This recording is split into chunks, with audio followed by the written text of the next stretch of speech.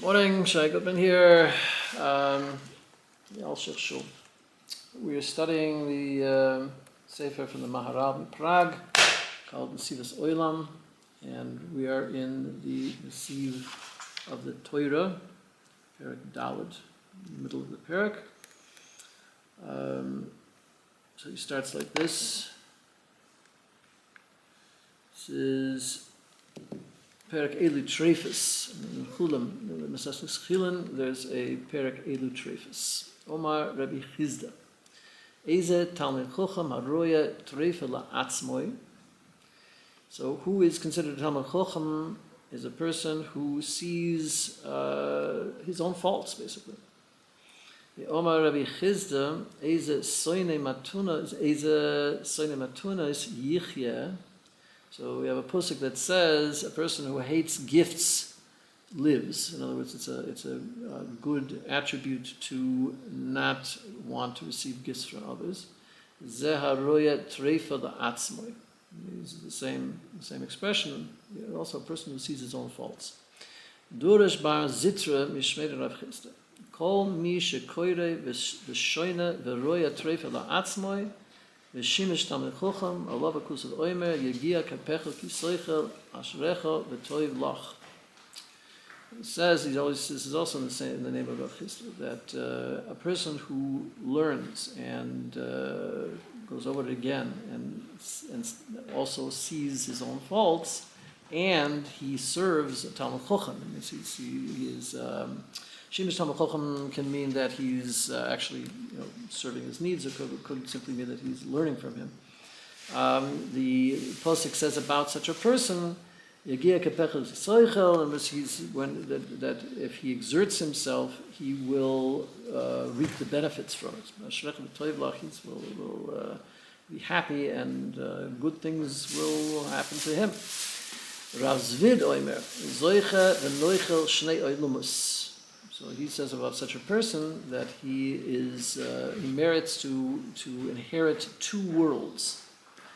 Shnei oilumus, oilam hazeh v'oilam habu, this world and the next world.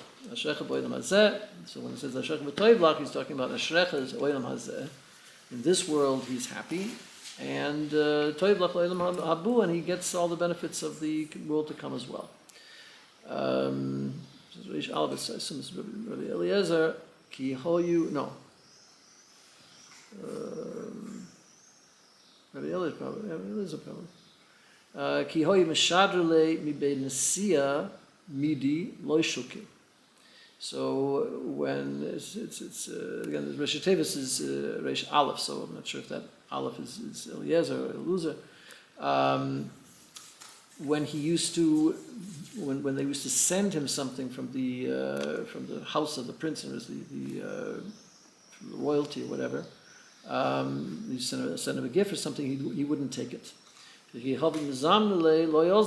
when they invited him to go to the palace or whatever, he didn't go. Wait a second. Yeah, okay. He didn't go. Omar loy bui mar de achya shenemar v'soine matunas yichya.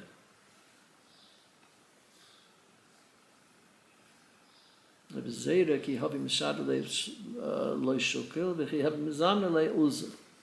So they bring from Rabbi Zera that when they would send him something, he wouldn't take it. So it's the idea of the Soine Matunas Yichya. But when they invited him to come, he did accept the invitation. He would go. Oma isyakira hi ve'isyakiva isyakra bi ad kam.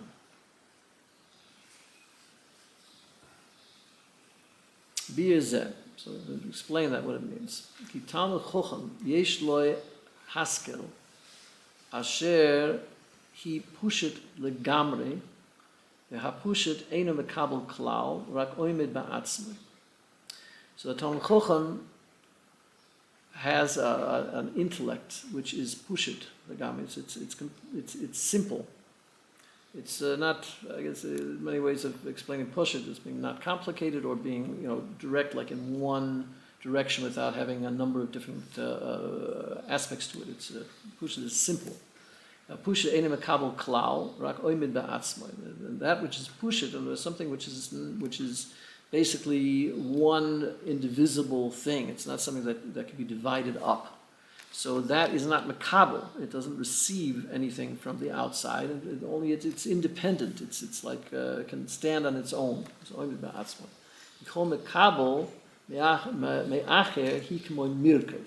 So there's a pushet and mirkav are basically opposites. Pushet is something which is single. It's one piece. It's one klal. Let's say actually it's something that is complete in itself, and it's not made up of putting together various elements. Whereas murkav is an idea of you taking several different things and you're putting together so that it becomes a whole from as a sum of the parts, so to speak. It's like it's something that could be divided up. So he says. Called makabel me'acher, anyone that receives from someone else, he can mirkav. It's like something that's a sum of parts. In other words, it's able to be put together from various different elements. So therefore, if you take an element from the outside, you can fuse it into the whole that's there, because it's not something since it's already made up of parts.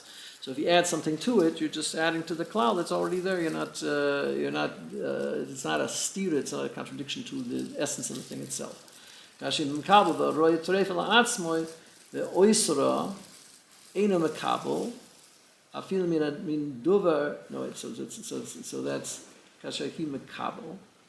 Okay, so that's one statement. So that's but merkav is able to be makabel from somebody else. Ve'roy toreif la'atzmoi ve'oisra eino makabel afilu min dover shehi shaloi. Oh, this is complicated. The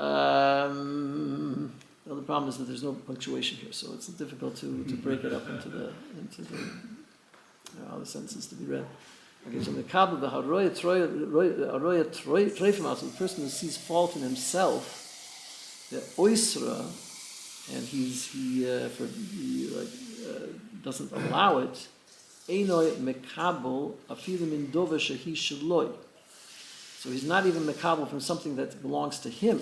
Because I think what he's getting at here is that if a person is critical of himself, so he doesn't, the very fact that he owns something or something, he has something is not enough to allow him to take advantage of it, or something that he's going to allow himself to use, unless he knows that that's something. In other words, just the fact that he is that way, or he has a particular midah, he has a particular attribute, does not necessarily mean that he's going to say that that's a good thing, that's something that's proper to use. He's going to evaluate. He's going to be always critical of himself and deciding.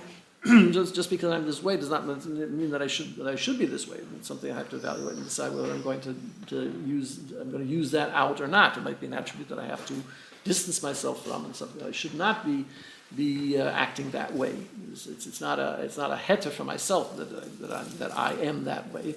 I have to decide, is this a good way to be or not? So on the one, so he's not only critical of things that he's receiving from somebody else in terms of saying, just because somebody is giving me this doesn't mean I should take it.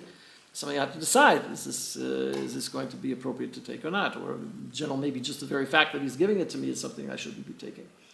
But certainly, even for himself, he could decide that he doesn't want to take what he has for himself. So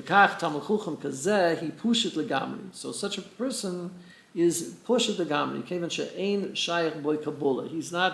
He's not receiving in general. What I'm getting at here is that when a person looks at his own midas, his own character, and he just takes that as a given, like it's something that he received, that he was born that way, that this is his nature, this is the way he is.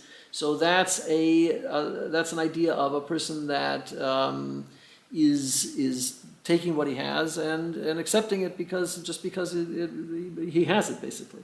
But such a person that's critical even of himself to the point where he's not even accepting something that he's born with, let's say, or something that's part of his nature. So then he's considered pushit legamri. He doesn't take from anything without evaluating, without deciding that this is something that he wants to be that way or receive that mid or whatever. He's always critical of the situation of what he has or is. And such a person is called Talmid Chochem. He's not taking anything for as a given. So in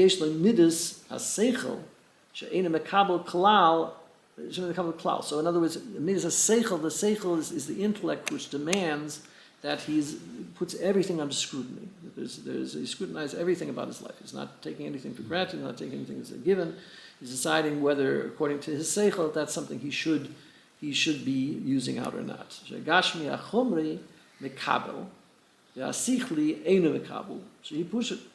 So he's making a general statement. So he's saying in general that that Gashmis, the physical world, is mekabel. You can fit something in, you can fuse something into an existing thing. In general, it's accepting. Accepting means mekabel means accepting things from somewhere else and putting it together, and that's the way it is. Whereas, as opposed to the seichel is something which is not mekabel anything. And it's only something that, if it's true and it fits and it works in the framework that's already there, then it would accept that thought because it's already consistent with what it already is. It's not bringing in something from an external source.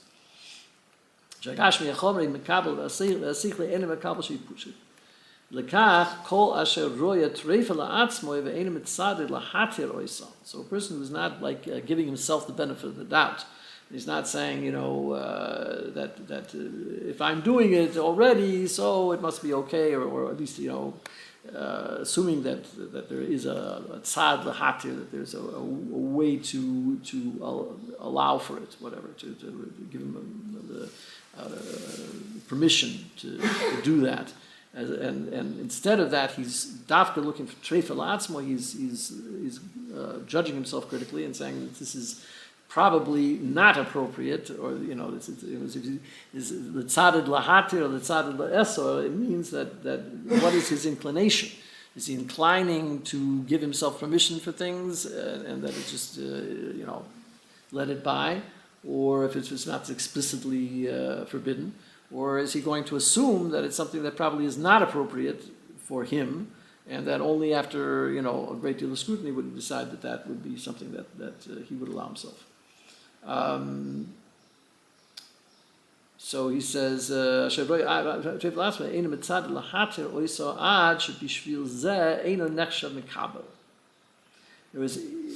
to the point where he's not going to allow himself such a thing unless it comes to the point that he should not be considered a makabel because he's doing this thing.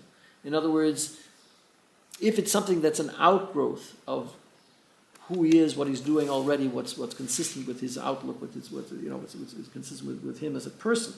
So if that's something that's already consistent, then it would be something that doesn't look like something he took from somewhere else, that he was accepting from somebody else. Something that's an outgrowth of his own development, or it's consistent with who he is already.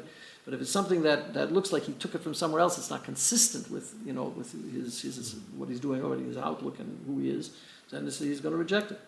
And this is what a Talmid Chochem is. Because again, everything is subject to the intellect. There's no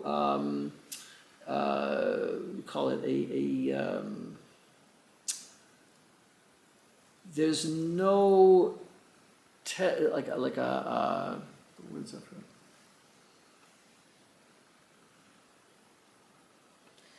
There's no reason to accept something just because it's easier that way. Some other external type of again, some words to say it. It's something that there's an external reason why he would allow himself to do something like that, or to accept such a thing, even if it's not really ozekalten is saying that it's something that's not really consistent, al pi seichel, through the intellect, but it's something that he has a tendency, it's easy or whatever, to go along with it. That it's not something that stands up to that rigorous type of analysis and evaluation that the seichel would require. So Talmid Chacham is a person that doesn't let himself get away with anything like that. He's not just looking for the easy way out or for heterim, for things that to allow himself to do things outside of this type of analysis that involves the seichel. Then the seichel mekabel raka gashmiach, because the gashmias is accepting things outside of seichel, even if they don't make sense, but it does it anyway because it's easier, it's more convenient, it's whatever other teritzim, what kind of answers he would, excuses one would give oneself to be able to be lenient about things, but he doesn't allow himself that. Rav Chizda Oimer, Eze soine matunas yichye, ki mi shesoine es matunas rui sheyeh b'shvil zeh chai. So what is it about a person who doesn't like taking gifts, or he doesn't feel comfortable, or whatever, he doesn't take gifts from other people, and that he should be called chai, that he's living on a higher level or a higher level of life because of the fact that he doesn't take these gifts. So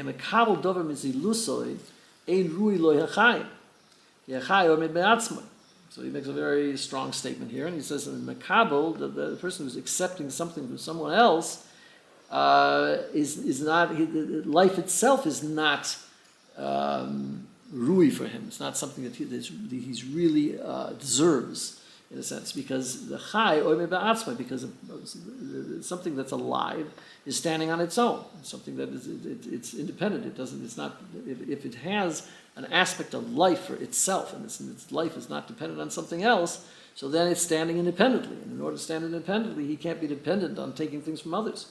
Lefichach omli ki he'uni nechshav kameis. So they make the Chachamim make the statement that a poor person is considered like he's dead because he's dependent on others. He's not standing on his own, not standing on his own 2 feet, as they say. So therefore, he's a person who's dependent on others. His life is not his own. And you see this also because a person who's dependent on others, then he is indebted to them and he's beholden to them, and he's very often controlled by them because they have a say in his life because of the fact that they're supporting him.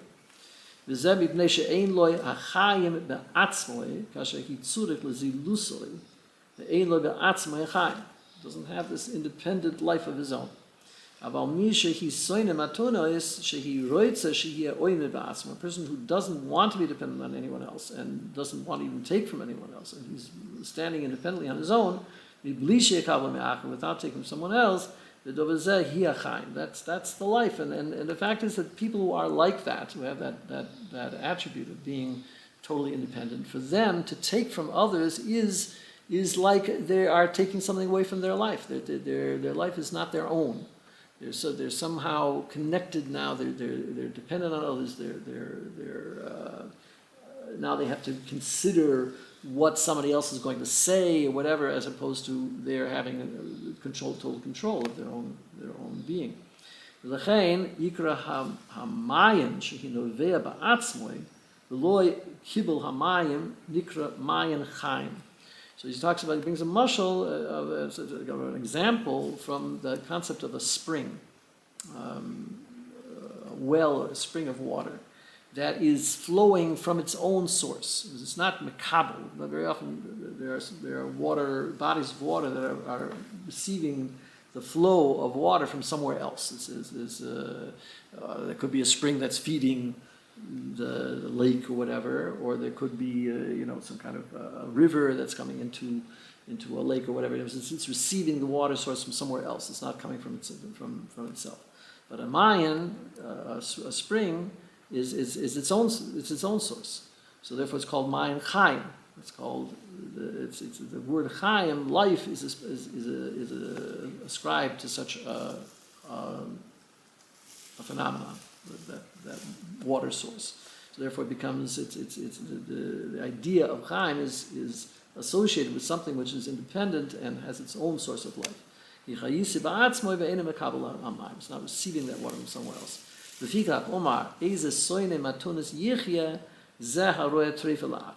it goes back to this concept again, that sonim matunas yichya. What does it have to do with how are the two things connected? The fact that he's a sonim matunas yichya, that he's going to live by more or whatever on a higher level. His life is going to be different because he's sonim matunas, because he's not willing to take gifts from somebody else. That is associated with the person dafka this roya treifel atzman. He's critical of himself, because if he's critical of himself, again, he doesn't take anything as a given. He's not making excuses for himself, and he's not, giving heterim to himself that he should be able to take from someone else. Instead, he's everything that he has or acquires is dependent on it being consistent intellectually with everything else that he's doing. So he's totally independent, because it's something he could have, he didn't have to take it from somebody else. He could have ultimately figured it out on his own. So it's not he's taking it because someone's giving him, and he's dependent now on that other person, or he's beholden to the other person. So Eino Chas Al Shaloi Klal, even things of his own, he's always reevaluating if that's really appropriate for him to do. He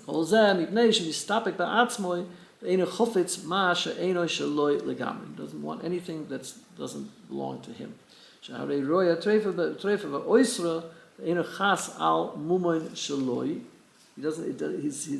a lot of times people make heterim themselves to do things for monetary reasons, because there's a loss involved, or it's too difficult, or whatever. There's some kind of a financial aspect there. So he's saying that he's not chas al mumon. He's not worried about his money, and therefore he's going to do something that's inappropriate just for the money. So he's not taking the whole idea of I think it's myself, the idea of makabel shoichet. So what's the idea of a person is taking a bribe to do something which can maybe not be honest? So it's an example of a person is taking from others to do something which is not appropriate for him to do, and he's going to always try to find heterim, try to find rationalizations why it would be okay. But really, if he would go the other way and then try to find reasons why it's not appropriate, like this idea of roya treifel atzmoi, he's always looking for the side to say that it's not proper to do. So because he's not concerned about financial loss or whatever. So Mepshein Makabel Klasha, feel the bedover shehi shayach loy eino roitze the kabel the oiser hatreifa lekach ne'emar ulam soinem atunis yichya. So they talk about this idea of the example of the oiser hatreifa. Because a treifa, very often there's ways to be mater. You see the animal is not shechted properly, whatever. So you could be lenient and you could say, it's okay, the head for that or whatever. Or you could be dafka, asking it. You're forbidding it to be eaten because you see that there's something that's wrong, and you're going more towards the chimra. The Omar kol mi shesoine v'shimish to shoine v'shimish tamei chochem v'roya treifel ha'atzmoi ulav akus roime v'chili. So then we talk about the person that has a few of these attributes together, that he is learning and serving the Talmud Chacham, and besides that, he's this idea of roya treifel ha'atzmoi. What a perish masha he's shoynev mishamish Talmud Chacham akol himidus hasikli. So it's also connected with the idea of the intellect, because he is connected to the intellect. All of his shpua comes through the intellect. Therefore, he's going to seek out Talmidei Chachamim to serve, to get benefit from their knowledge, and to help them, whatever, so that he can learn from them, or to be connected with them. The lo yamasha usek b'mitzvahs, and it doesn't say davka that such a person is oisek b'mitzvahs. So why didn't mention that? So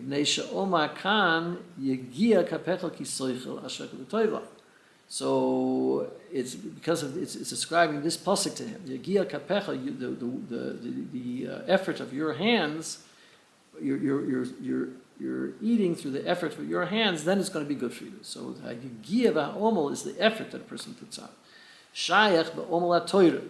So he says that in Torah it's appropriate to use, it fits to use the expression of Yegia, talking about the effort that you have to put out. Udam le'omel yilad. So it says that a person is born to work, to work hard, to put out effort. That'll be good for you in this world and in the next world. It's all dependent, to say that it's going to be good for a person, Olam Habu, is dependent on this concept of the connection to the intellect. You're not just looking to benefit from this world, from the physical world. Because if you might say that it would be good for you in this world if you look out for your physical needs, but if but it doesn't work for Olam Habu, because what benefit do you have in the next world for what you're worrying about your physical needs in this world? So obviously, it must be talking about the intellect, because that's both good for you in this world and in the next world. So again, we come back to this idea of pshitis, that it's like a kind of a one single-minded type of mahalach, of a system that he's using in how he approaches life, an attitude in terms of how he approaches life, as being totally dependent on it being consistent and making sense according to seichel, and not taking into consideration other considerations that could contradict that.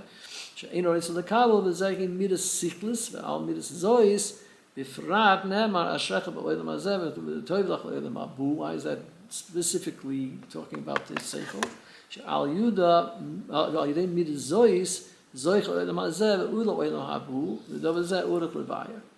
It's a long explanation to explain exactly how that works and why that's the fact that it's Olam Habo and Olam Hazeh is dependent on the seichel. Perek ben Zoyma. Sham timsa oid v'via davar ein sham. There's more discussion of this in the Perek ben Zoyma. V'gam b'nesiv ha'istapkes mizbur. So there's in the Sefer, there's a section related to the midah of histapkes, which is generally like a person is happy with what he has. V'asher chelkoi, asher zoiche el hamadrega hamala zois. So a person who is on the level to have acquired that midah, or maybe he's talking about, histapkes, but he's talking about probably this thing we're talking about with the roya trefil atzmoi. So if he's attained this level, it's considered to be he's very fortunate to have attained that level. So if he's saying this whole thing is this is how we define a Talmid Chacham. A Talmid Chacham is a person who has acquired this midah, who lives like this. He says, unfortunately, there are not too many people that could be considered to be Talmid Chacham on this level. Asher Talmid Chacham al kol rui loy midas hapshitas mifrat. So he says that overall, over everything else, let's say, this midah of pshitas, of being single-mindedly connected to the seichel, is probably the most important attribute of a Talmid Chacham. That's what we're saying, that this is what is called a Talmid Chacham. We're defining a Talmid Chacham with this attribute. You mean as pshitas she'eina mekabel klal, a person who has this midah pshitas where he's not mekabel anything from external sources. Shehi other than the Torah, obviously. We're talking about the Torah is what's determining his life, and not other things that he's taken from somewhere else. Shehi ki kol hamekabel hi chomri gashmi, so that everything that is mekabel is emphasizing the physical. Shehaseichel hi pushet eina mekabel. So in the seichel, because it's rigorously rejecting things that are not consistent with the seichel, so therefore it's not mekabel. And it says today, in our days, it's reversed. That unfortunately, according to our Averis, So today we think of this idea of a Geder of Talmud Chacham that he should dafka be makabel, and this is part of the argument probably that people have. There was a long time they didn't want the concept of a koilo. The Rabbanim were against the idea of a koilo because a koilo is the idea that a person is sitting and learning, but he's taking money for it from those that support the koilo. So then he becomes a makabel, because if a person, ultimately the ideal thing is that a Talmud Chacham should be self-supporting. That's why in many places it says that a person is supposed to, it's supposed to be working. That's not working just, to make money, because the goal is to make money, but he should be supporting himself. And most of the early Talmud Chacham, Yochanan the Sandler and various examples of Talmud Chacham that had a trade, and they supported themselves through their trade, honest workers. And then the time they had, which was the majority of the day, they only worked the minimum just to support themselves, and the majority of the more time they had, most time they had possible was spent learning.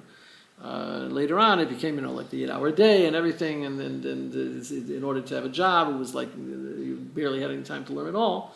And the Chachamim decided that it's better that the Talmud Chacham should be supported by the community, because they simply would be able to devote themselves to learning much more. But in the early days, it was like even though I think the Rambam says about the person who's working is like a third of his time is working, and a third of his time is learning is like mamash equal of learning time and working time. Whereas today, it seems to be very, very difficult to keep that up.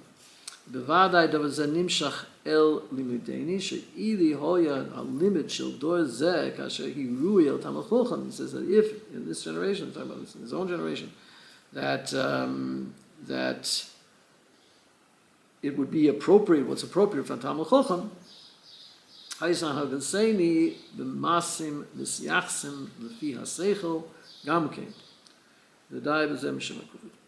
So it says that if we would act in this area like in a way that's appropriate for Talmud Chacham, our actions would also be done according to Seichel.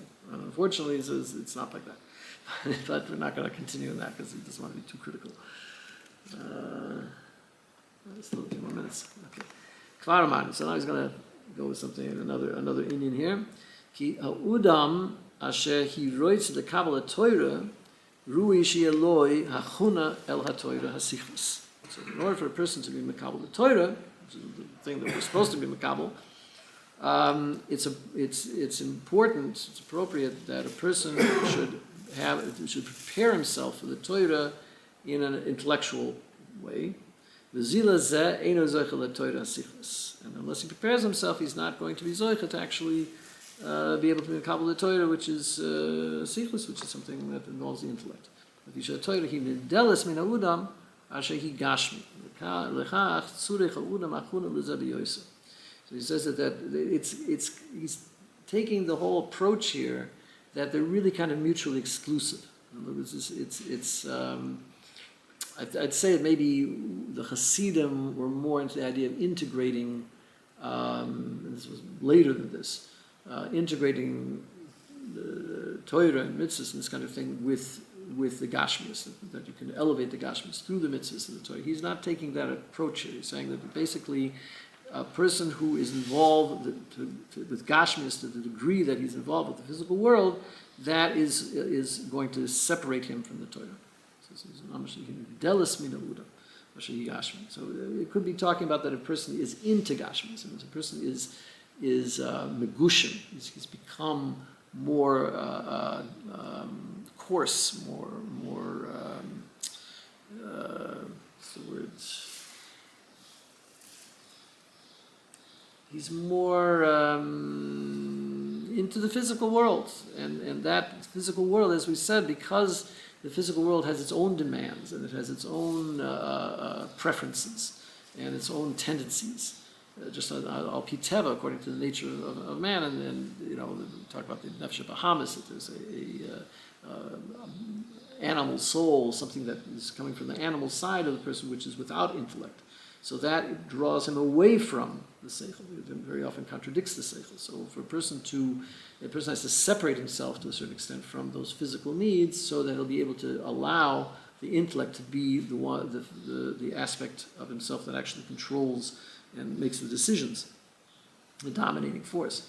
So the ikar achuna hazois, because the fact is that if a person learns Torah, and if the Torah is telling him in an intellectual way that certain things are right to do and certain things are not, the tendency is going to be, if he's knows this about themselves, the tendency is that, again, to be melamed schis on oneself. The person wants to look at himself as doing the right thing, as he's okay. I'm okay, you're okay, whatever. It's just, the tendency is to justify ourselves. So we are going to very often bend what the Torah says and say, well, the Torah really means this. If it's going to be in a way that's going to justify what I'm doing already. So because I don't want to say I'm wrong. So which is exactly what he was talking about here. Is that the person doesn't want to say they're wrong. Now, the Talmud Chacham, the person definitely wants to say, yes, I'm wrong.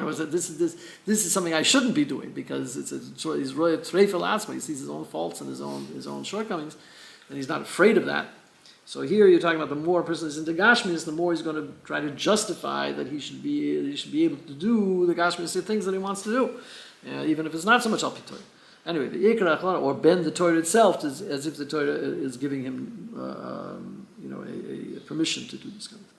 The ikar achona hazoi sheyeh doima imisiaches l'seichel legamri. So the more he attaches himself and sees his own mahis, his own who he is, as being his own essence, as being connected to the seichel davka. Ad shehi rui lekabel oisoi, ki asher hi doima misyaches el aduva rui sheyeh biyachad. So when a person is misyaches, and he's like he associates himself with a certain thing, then he's going to be together with that thing. He sees himself in the light of that thing. So if a person sees himself as being connected to the seichel, as being his essence, then he'll be able to coexist together with the seichel. He would feel that the seichel is his source. So this is making this distinction here. He's saying that the seichel is something which is with the person, but not planted within the person. In other words, it's not something it's something he has to acquire. It's something he has to want to be attached to.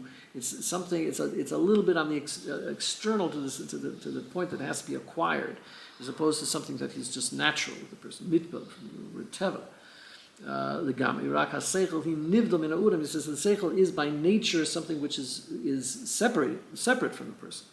V'kacha talmud chulcham shehi b'madregas haseichel be'erech she'avnei Udam ein rui sheyeloi iruv imuhem.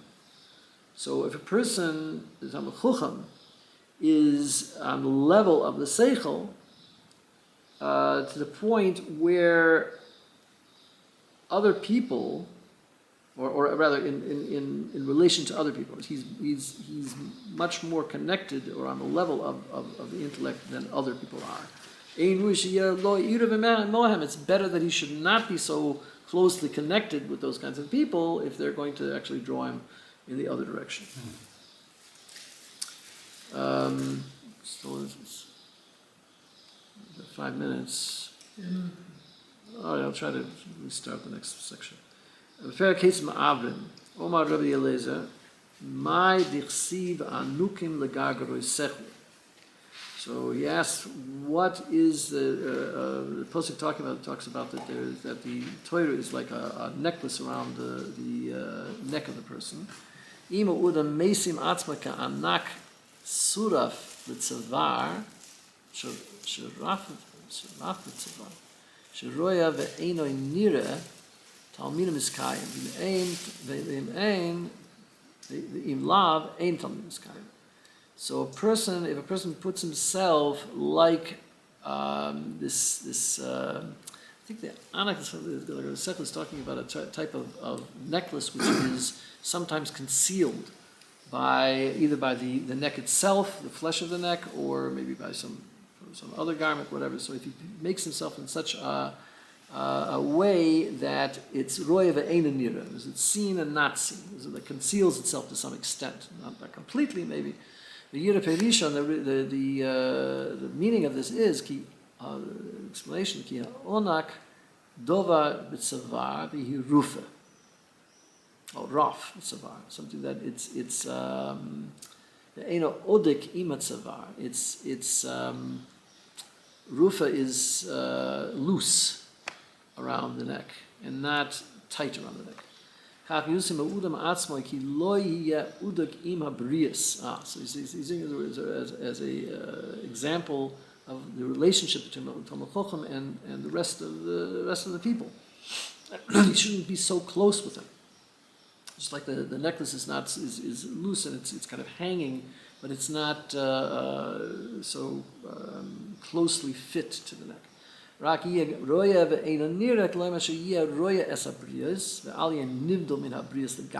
should see other people, be conscious of other people, be aware of other people, and not separate them altogether. Actually, to the point where he doesn't care about them, or he doesn't take notice of their needs or whatever. So obviously, he has to be conscious of them, and has to be watching them and seeing if he can help them or whatever, but not to be so closely associated with them that he's becomes part of their circle, and then he could be influenced by them. So he see others. He should be taking note of them. But he's not seen among them, so that's the idea of he's seen and not seen. He sees them, but on the other hand, he's not seen among them. And if he does that, then his learning will be preserved. Because as long as he's able to keep that connection with the seichel, the Torah as a sichlistic thing, as an intellectual thing, will be preserved. Seichel asher he oimed ba'udam yesh lo dvekis ba'udam ve'enoi duvik im ha'udam asher yemeirav legamrei ha'seichel im ha'gif. So the seichel, which stands with the person, yesh lo dvekis ba'udam, it clings to the person as a closest to the person. But not to the point where the intellect is completely connected to the body, because then it will be influenced by the body. So this is exactly how the Talmid Chacham should be connected with other people. He's separate from the Brias, but not completely. He should be connected to them. They shouldn't be so closely associated. So it would be kind of similar to the idea that the seichel becomes one with the physical. Because if they're so closely associated, it's going to be, you're not going to be able to acquire the intellectual aspect of the Torah. But if he acts like this, his Torah will be preserved. The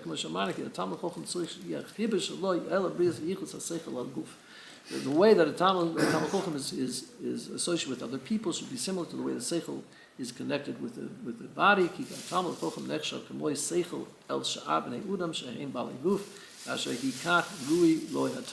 Torah will be able to be one with him. Yes. Rabbi?